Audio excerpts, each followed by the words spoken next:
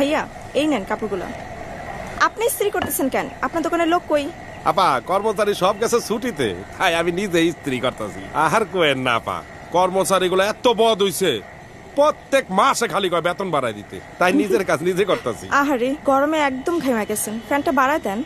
আপা ফ্যান তো বাড়ানোই আছে, অনেক গরম আপা। रुको जरा सबर करो। 1 2 3 4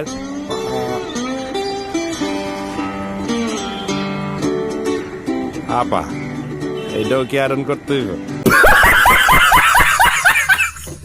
আরে ভাই এটা ভুলে চলে আসছে, দেন তো এটা দেন। আচ্ছা নেন। একটা প্যাকেটে দেন। ও